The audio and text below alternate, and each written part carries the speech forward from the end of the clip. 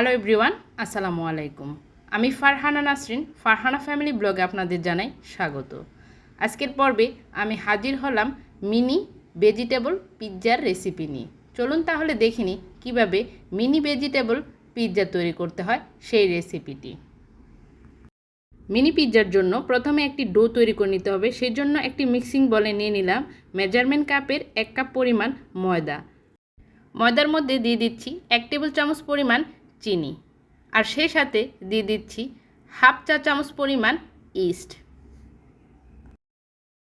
এখন এগুলাকে একসাথে আমি ভালোভাবে মিশিয়ে নিচ্ছি। মেশানো উপকরণের সাথে দিয়ে দিচ্ছি 1 টেবিল চামচ পরিমাণ রান্নার রেগুলার তেল। তেলটাকেও এগুলার সাথে ভালোভাবে মিশিয়ে নিচ্ছি। এখন দিয়ে দিচ্ছি হাফ চা চামচ পরিমাণ লবণ।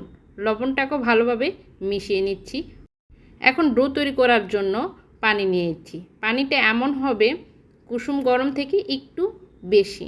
অল্প অল্প করে দিয়ে আমি একটা ডো তৈরি করে নিচ্ছি।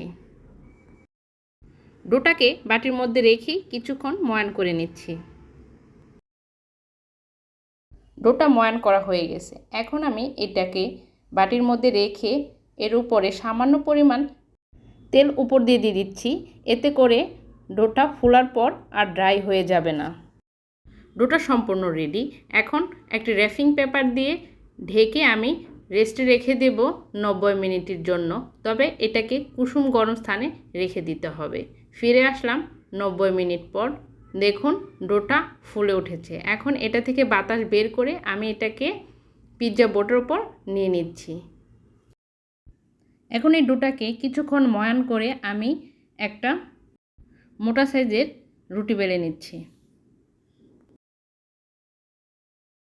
রুটি বেলা হয়ে গেছে। এখন আমি এটাকে একটা স্টিলের গ্লাস দিয়ে ছোট ছোট সাইজ করে কেটে নিচ্ছি।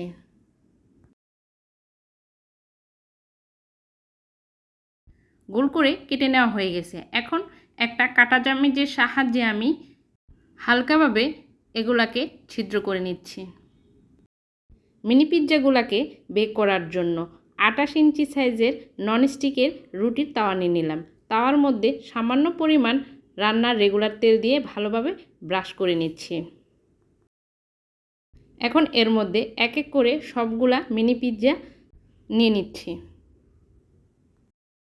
নেওয়া হয়ে গেছে। এখন আমি এটাকে ঢাকনা দিয়ে ঢেকে আবারও রেস্টে রেখে দেব আধা ঘন্টার জন্য।